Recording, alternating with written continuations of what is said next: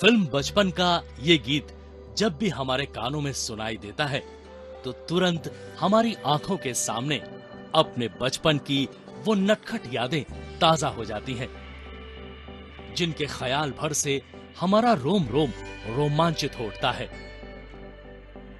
बचपन के उन खिलौनों का हमारी मुस्कुराहट बनकर हर पल हमारे चेहरे पर झलकना, कभी उन खिलौनों का बिस्तर पर साथ साथ सोना, कभी उनके खो जाने पर हमारी आंखों का नम हो जाना, कभी खिलौनों के लिए हमारा बार बार जिद करना, ये सब इस बात का गवाह है कि वाकई में खिलौने हमारे मीठे बचपन के सच्चे और पक्के दोस्त होते हैं।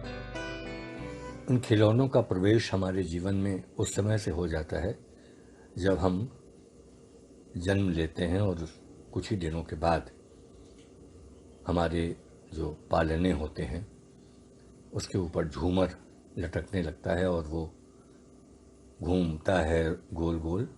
उसको देख करके बच्चा खुश होता है, उसके हिसाब से अपने हाथ पैर चलाने की कोशिश करने लगता है। जहाँ कहीं पुरातात्विक खुदाई होती है वहाँ पर भी खिलौने मिलते हैं और उनसे हमको पता लगता है कि हमारे पूर्वज जो थे वो किस तरह के वातावरण में, किस तरह के सांस्कृतिक परिदृश्य में और किस तरह के जीवन में जीते थे और उनकी संततियाँ किस तरह से बड़ी होती थीं, किन खिलौनों को खेल करके बड़ी होती थीं। मनुष्य के विकसित इतिहास के साथ ही खिलौनों का भी अपना एक अनूठा इतिहास जुड़ा है, जो सिंधु घाटी सभ्यता से लेकर आज तक अपने अलग अंदाज में बच्चों के साथ उनकी हंसी और खुशी में शामिल होता रहा है। लेकिन ऐसा नहीं है कि खिलौनों ने सिर्फ बच्चों का मनोरंजन ही किया है, बल्कि खिलौनों ने समाज के विकास में भी अपना अहम और महत्वपूर्ण योगदान भी दिया है। तभी तो हमारे प्रधानमंत्री श्री नरेंद्र मोदी ने रविवार को अपने मन की बात कार्यक्रम में इस बात पर जोर दिया कि आत्मनिर्भर भारत बनने में लोकल खिलौनों की अहम भूमिका होगी। Global toy industry 7 lakh crore रुपए से भी अधिक की है। 7 लाख करोड़ रुपयों का इतना बड़ा कारोबार, लेकिन भारत का हिस्सा उसमें बहुत कम है। खिलौनों के साथ हम 2 चीजें कर सकते हैं। अपने गौरवशाली अतीत को अपने जीवन में फिर से उतार सकते हैं और अपने स्वर्णिम भविष्य को भी संवार सकते हैं। मैं अपने स्टार्टअप मित्रों को, हमारे नए उद्यमियों से कहता हूं, टीम अप फॉर टॉयज। आइए मिलकर खिलौने बनाएं। अब सभी के लिए लोकल खिलौनों के लिए वोकल होने का समय है। हम ऐसे खिलौने बनाएं जो पर्यावरण के भी अनुकूल हो। जाहिर है कि प्रधानमंत्री की इस बात ने खिलौना कारोबारियों की हिम्मत में और अधिक हौसला भरने का काम किया है। और हो भी क्यों ना, जिन खिलौनों को पाकर हमारा प्यारा सा नन्हा मुन्ना खिलखिला उठता है, उन्हें बनाने में उन हाथों की काबिलियत भी साफ झलकती है जो खिलौनों को ऐसा आकार दे देती है जो कि हर बच्चे को अपनी तरफ लुभा ही लेता है। प्रधानमंत्री मोदी जी ने मन की बात कार्यक्रम में जो लकड़ी के खिलौना उद्योग पे बोला, उससे हम कारीगरों में एक विशेष प्रकार का उत्साह जागृत हुआ है। वैसे हमारी प्रदेश सरकार ने हमारे खिलौने उद्योग के लिए चित्रकूट डिस्ट्रिक्ट से 1 डिस्ट्रिक्ट 1 प्रोडक्ट में लकड़ी खिलौना उत्पाद को लिया, तो उससे हम कारीगरों को तो विकास के लिए रास्ते खुल ही रहे थे, परंतु मोदी जी के खिलौनों पर स्पेशली बोलने से हमको स्वयं ऊर्जा का आभास होने लगा कि इसमें हम और अच्छे बेहतर तरीके से काम करें। जो हम टेक्नोलॉजी में पिछड़ रहे थे, चाइना के बैंड, खिलौनों के बैंड होने से, अब हम अपनी टेक्नोलॉजी को बढ़ाते हुए देश विदेश में अपने भी खिलौनों को विदेशों में सप्लाई करेंगे। हिंदुस्तान में तो हम करते ही आ रहे हैं एग्जीबिशन वगैरह के माध्यम से, परंतु अब जो है हम निर्यात को भी सोचेंगे, तकनीक अपने खिलौनों की बढ़ाएंगे तो जरूर हम जो है निर्यात की ओर जा सकेंगे और हमारा चित्रकूट का खिलौना उद्योग एक बार फिर से ऊंचाइयों को छुएगा। आधुनिकता के इस दौर की अगर हम बात करें तो भले ही खिलौनों का रूप बदल चुका हो, लेकिन उसकी महत्ता आज भी वैसी है, क्योंकि इन खिलौनों में कहीं न कहीं एक गहरा संदेश छिपा होता है जो बच्चे का सामाजिकरण करने में कारगर सिद्ध होता है। इसमें पारंपरिक खिलौने अपनी महत्वपूर्ण भूमिका निभाते हैं, जो बच्चों को अपनी परंपरा और संस्कृति से परिचय कराते हैं। आज जब हम देसी खिलौनों के बारे में बात करना चाहते हैं तो ध्यान आता है कि आज स्वदेशी पर भी जोर दिया जा रहा है, क्योंकि देश की प्रगति के लिए स्वदेशी और स्वावलंबन देश के लिए बहुत ज़रूरी है। ये हमारे जो देसी खिलौने बनते थे, ये प्रकृति से उपादान लेकर, प्रकृति से सामग्री लेकर बनते थे और एक प्राकृतिक परिवेश से बच्चा भी जुड़ता था और बनाने वाला भी जुड़ता था। इस तरह से हम देखें तो उनके कई गुण हैं। एक तो हानि रहित होते थे और कोई चोट नहीं उससे जल्दी पहुंचती थी बच्चों को, और दूसरी बात यह है कि ये पैतृक कला जो है ये वंशानुक्रम से बच्चे परिवार के सीखते थे और स्वावलंबी बनते थे।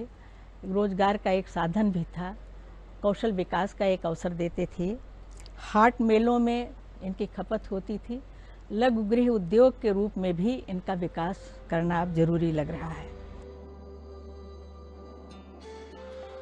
अब हम बात करते हैं मिट्टी के खिलौनों की।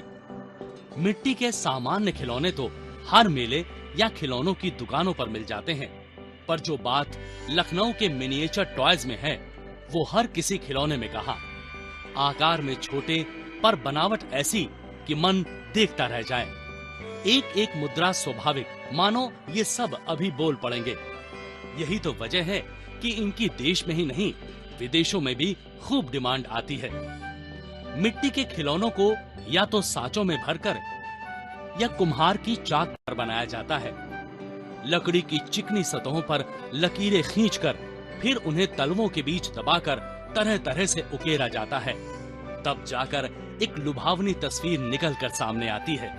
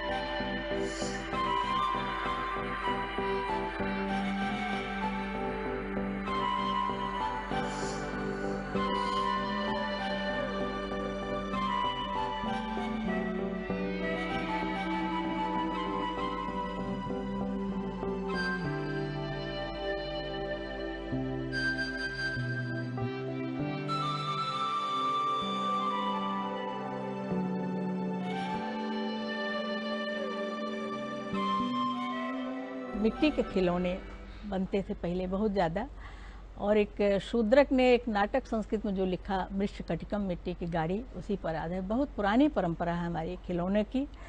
तो इसमें कई तरह के खिलौने थे, जैसे एक पहिया का होता था, उससे बच्चे संतुलन चलने में सीखने वाले बच्चे करते थे। 3 पहिए की होती थी, 2 पहिए की होती थी, और एक गाड़ा कहते थे जिसमें पीछे पटरा लगा होता था, उस पर एक बच्चे को बैठा लेता था और आगे बढ़ता था। पशु पक्षियों के मूर्तियां बनती थीं, देवी देवताओं की, उनकी सवारियों की, और घंटी, एक भुगाड़ा होता था जिसमें तुरही की तरह ऊपर का हिस्सा पतला होता था, आगे खूब खुला हुआ होता था, बहुत तेज भों की आवाज़ होती थी।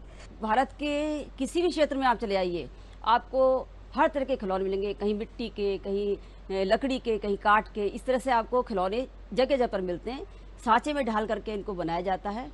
और राजस्थान में आप देखिए छोटे छोटे हाथी, घोड़े, इस तरह की चीज़ें बनाते हैं। फिर उसमें पीछे छेद करके उनको एक लड़ी बना देते हैं, और वो लड़ी जो होती है वो हमारे दरवाजे पर सजाने के काम आती है।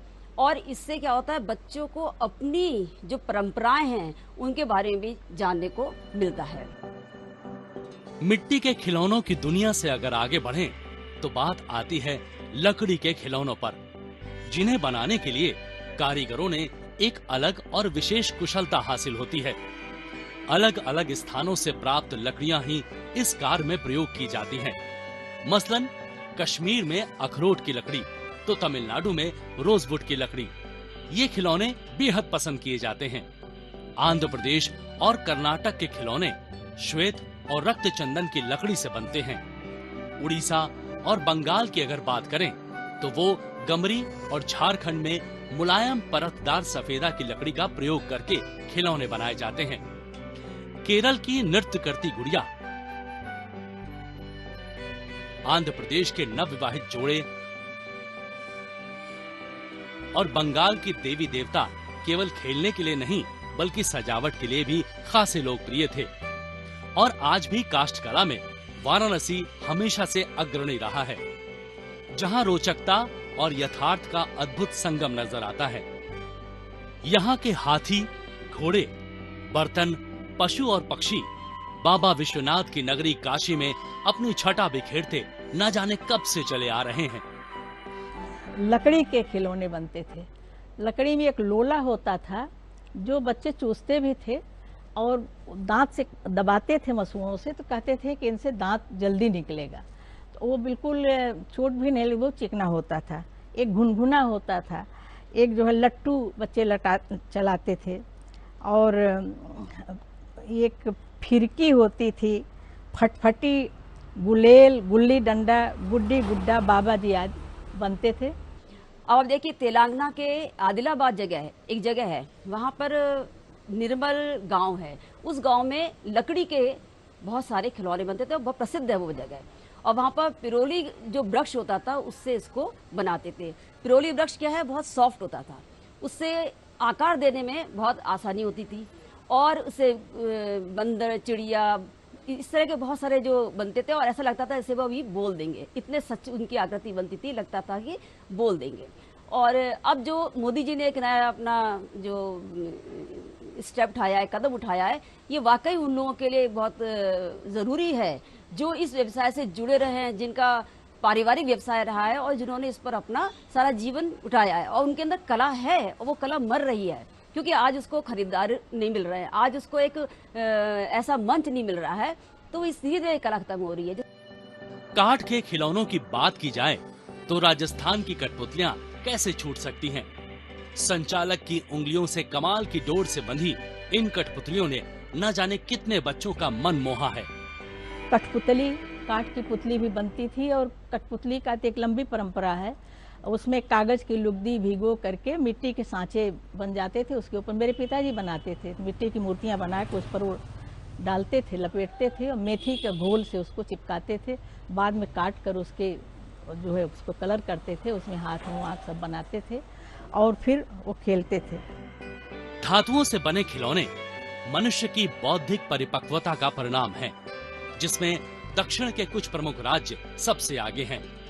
मुखौटे, गाड़ियां, रथ, घोड़े और हाथी ये मुख्य रूप से धातु से बनाए जाने वाले खिलौने हैं, क्योंकि इनमें सौंदर्य के अतिरिक्त गुणवत्ता का भी ध्यान रखा जाता है। ये वैसे वजन में भारी होते हैं, अतः अधिकांशतः सजावट के काम में ही आते हैं। धातु को पिघलाकर और ठोक पीट कर खिलौनों को आवश्यक रूप दिया जाता है। पुराने कपड़ों से बने गुड्डे और गुड़िया हिमाचल और पंजाब में ही क्या पूरे देश में बहुत लोकप्रिय हैं। इन्हें रंग रंगीले कपड़े पहनाकर जरी गोटे से सजाकर सुंदर और आकर्षक बना दिया जाता है। हमारे देश में शायद ही कोई ऐसी कन्या होगी जिसने इन गुड्डे और गुड़ियों के साथ अपना बचपन न गुजारा हो या इनका ब्याह न रचाया हो। अपने सपनों के राजकुमार की कल्पना का जन्म भी युवतियों के मन में इसी खेल से पैदा होता है। बहुत बचपन में जो गुड़िया होती थी वो दादी नानी कपड़ों की बनाती थी और बच्चों को देती थी, अपने नाती पोतों को देती थी। तो ये सिर्फ गुड़िया नहीं थी, गुड़िया के साथ एक संस्कार होता था। उस संस्कार को हम अपने बच्चों पे आरोपित करते थे, क्योंकि संस्कार किसी घुट्टी को देने वाली चीज़ नहीं होती है, बल्कि ये अपने कर्तव्य के द्वारा, अपने कामों के द्वारा, अपने व्यवहार के द्वारा, व्यक्तित्व के द्वारा बच्चों के अंदर आरोपित किया जाता है। तो जब बच्चों को गुड़िया दी जाती थी तो उसके साथ कहानियां सुनाई जाती थी, उनको गृहस्थी का सहूर सिखाया जाता था। चूल्हा चक्की, छोटे छोटे बर्तन थे, गुड़ियों का विवाह करने में संस्कारों के प्रति उनकी रुचि जागृति होती थी, उनको छोटी छोटी चीज़ें दिखाई जाती थी, किचन की चीज़ें जो उनको दिखाई जाती थी, उसको देख करके बच्चों के अंदर एक जिम्मेदारी वाली भावना होती थी। तो इस तरीके से हम देखते हैं कि जो खेल होते थे हम उनके द्वारा संस्कार बच्चों देते थे। पुराने कागज की लुगदी से भी आकर्षक खिलौने बनाए जाते हैं। कागज का नाम आते ही आकाश में डोलती रंग रंगीली पतंगे और बरसात में नदी नालों या तालाबों में बच्चों द्वारा चलाई जाने वाली कागज की नाव भूली नहीं जा सकती। ये सब भी हमारे जीवन का अहम हिस्सा बन गई हैं। चाहे दुनिया का कोई भी व्यक्ति हो या बच्चा, बचपन की कल्पना बिना खिलौनों के नहीं कर सकता। हमारे यहाँ झांसी में सॉफ्ट टॉयज पहले से वन डिस्ट्रिक्ट वन प्रोडक्ट है, लेकिन झांसी के अलावा हमारे यहाँ जो है, जैसे बनारस में, आपके यहाँ पर चित्रकूट में, हमारे मुरादाबाद में लकड़ी और मेटल के भी खिलौने बनते हैं। तो अभी हम लोग पहले से इस पे काम कर रहे थे और एक टॉय मैन्युफैक्चरिंग के लिए हम एक पॉलिसी भी ला रहे हैं। पॉलिसी लगभग हमारी तैयार है और उसको जल्दी ही कैबिनेट में लाएंगे कि प्रदेश में खिलौना उद्योग को कैसे प्राथमिकता दी जाए और उसको आगे बढ़ाया जाए। और हम झांसी और चित्रकूट पे तो पहले से काम कर ही रहे थे, हम उनको नए नए प्लांट भी वहाँ लग रहे हैं खिलौना बनाने वाले, और हम उनको मार्केटिंग की सुविधा भी दे रहे हैं। तो ये जो बाकी और जनपदों में भी हो सकता है, क्योंकि अभी कुछ लोग दिल्ली से आए थे, वो पूरे दिल्ली की जो खिलौना की फैक्ट्री है उनको नोएडा शिफ्ट करना चाहते हैं। तो उस क्रम में हमने उनको ज़मीन भी हम उपलब्ध करा रहे हैं और हमारी एक पॉलिसी भी आ रही है कि प्रदेश में हम खिलौना उद्योग को आगे बढ़ाने के लिए क्या क्या सहूलतें देंगे, तो पॉलिसी हम ला रहे हैं। ये देसी खिलौने जो बनते हैं इनमें पूरा प्राकृतिक परिवेश उपस्थित रहता है, प्रकृति से ही सामग्री ली जाती है और उनके बनाने का ढंग भी प्राकृतिक और सहज होता है, और इसलिए जो बनाता है वो भी प्रकृति के निकट पहुंचता है और जो बच्चे खेलते हैं वो भी प्रकृति से जुड़ते हैं। प्रकृति की पहचान उन्हें होती है, वो पहचानते हैं कि हमारे पेड़ पौधे हैं, ये हमारे ज़मीन की मिट्टी है, बालू है, ये पत्थर हैं। इन सब की जानकारी बच्चों को अब अनायास इन खिलौनों के माध्यम से हो जाती है। आज जब हम प्रकृति से बहुत दूर होते जा रहे हैं, जिसका दंड महामारी के रूप में एक भुगतना पड़ रहा है, तो ऐसे समय में प्रकृति की ओर लौटने के लिए भी, प्राकृतिक परिवेश से जुड़ने के लिए भी देसी खिलौनों का निर्माण और उनका बच्चों के पास पहुंचना ये ज़रूरी हो गया है। और इसके बिना हम प्रकृति से आत्मीयता उतनी नहीं स्थापित कर सकते जितने कि इन खिलौनों के माध्यम से हमारे बच्चे लगाव महसूस करते थे। खिलौना सिर्फ एक खिलौना नहीं है, जीवन का आधारभूत तत्व है। और ये सिर्फ बच्चों के लिए नहीं, बल्कि अगर हम देखें तो हम भी खिलौनों से खेलते हैं, आप भी खिलौनों से खेलते हैं। हमारे खिलौनों का जो तरीका होता है वो अलग होता है, जो साइज होता है अलग होता है। बैडमिंटन है, पहले क्या था, लोग, हमने देखा गांव के बच्चे जो होते, गांव के छोटे शहर के बच्चे भी जो होते, गत्ते से बैडमिंटन खेलते थे। तो कितना उन्होंने देखा, उनके पास नहीं था, यही क्या था, क्रिएटिविटी थी। तो इस तरीके से लट्टू है, लट्टू को क्या बैलेंस करना बच्चा सीखता था। कंचे हैं और गुल्ली डंडा है, गुल्ली डंडा, ये सब चीज़ें क्या थी, इनसे बच्चे बैलेंस करना सीखते थे। और जब बच्चे साथ खेलते थे तो उनके अंदर क्या था, एक दूसरे के साथ एक तो हार स्वीकार करना उनको आता था, और एक दूसरे के साथ जो सौहार्द, प्यार, स्नेह वाला जो भाव था वो उनके अंदर विकसित होता था। मोदी जी ने स्वदेशी का जो एक परचम उठाया है, उसमें इन खिलौनों की बहुत ही महत्वपूर्ण भूमिका है, क्योंकि जब ये खिलौने हमारे बच्चे खेलेंगे, उनके हाथों में जब ये आएंगे, तो वो जीवन को नए सिरे से देखना शुरू करेंगे और उनकी जो भाव भूमि है वो नए सिरे से विकसित होगी। आज के रफ्तार भरे जीवन में बच्चों की मानसिक अवधारणा को परिवर्तित किया है। यही कारण है कि समय के बदलाव ने जैसे जैसे बच्चों की प्रवृत्ति बदली है, वैसे वैसे खिलौनों ने अपना रूप और आकार भी बदल लिया है। आज के इस मशीनी युग में मोबाइल ने बच्चों के नन्हे हाथों से रंग बिरंगे खिलौनों को दूर कर दिया है। भौतिकवादी प्रवृत्ति ने आज उन्हें एक नया और दूसरों को प्रभावित करने वाले खिलौने की चाहत मन में भले ही जगा दी हो, लेकिन पारंपरिक और संस्कारवादी खिलौने के अस्तित्व को चुनौती देने में ये आधुनिक खिलौने आज भी कहीं न कहीं बौने साबित होते हैं। लेकिन अब भारत सरकार के इस प्रयास से बहुत जल्द एक बार फिर हमारे नन्हे बालकों के हाथों में मोबाइल गेम्स की जगह मिट्टी, लकड़ी और कागज के खिलौने नजर आएंगे।